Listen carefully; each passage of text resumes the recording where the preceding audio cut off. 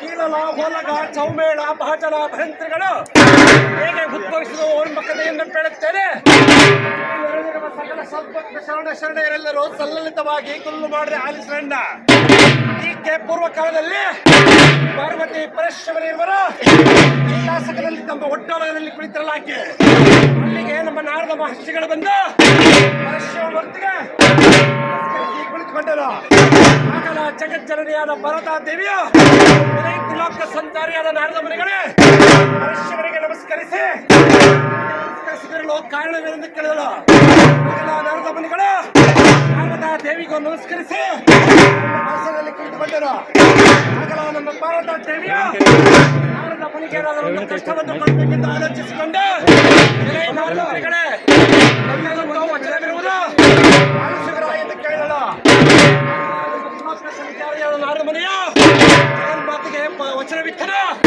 ಆಗಲ ನಮ್ಮ ಪಾರ್ವತಾ ದೇವಿಯು ಲೋಕ ಸಂಚಾರಿಯಾದ ನಾರದ ಮುನಿಗಳೇ ಈಗಲೇ ಭೂಲೋಕಕ್ಕೆ ಹೋಗಿ ಮರ ಮುಡಿದರು ಗುರುಕಾಯವನೆಂಬ ವಚನವನ್ನು ವಿಧ ಮಾಡಿ ಬನ್ನಿ ಎಂದು ಹೇಳಿದಳು.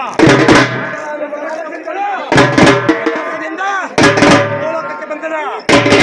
ಭೂಲೋಕಕ್ಕೆ ಬರುವ ವೇಳೆಯಲ್ಲಿ ಶ್ರೀರಾಮಚಂದ್ರನ ಹೆಂಡತಿಯಾದ ಸೀತಾದೇವಿಯನ್ನು ಪಡೆದ ಕಾರಣಕ್ಕಾಗಿ ಅವರ ವೀರರಿಗೆ ಕೇಳಿದ್ದನ್ನು ಕೊಡುತ್ತಿದ್ದಾನೆ. ಕಂಡು ಮುದ್ದು ಮಾರುತಿಯ ಶ್ರೀರಾಮಚಂದ್ರನ ಬಳಿಗೆ ಹೋಗಿ ನಾನೇನಾದರೂ ಒಂದು ಇಷ್ಟಾರ್ಥವನ್ನು ಪಡೆದು ಬರಬೇಕೆಂಬ ಇಚ್ಛೆಯಿಂದ ಅವಸರವಾಗಿ ಓಡು ಬರುತ್ತಿರಲ್ಲ.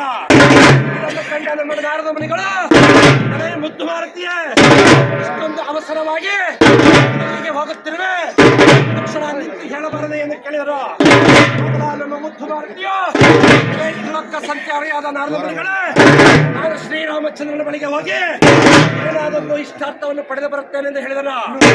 ಆಗಲ ನಮ್ಮ ನಾರದ ಮುನಿಗಳು ಮುದ್ದು ಮಾರುತಿಯ ವಚನವಿರುವುದು ಪಾಲಿಸುವ ಎಂದು ಕೇಳಿದರು. ಮುದ್ದು ಮಾರುತಿಯು ನಾರದ ಮುನಿಗಳ ಕಾಲಿಗೆ ಬಿದ್ದು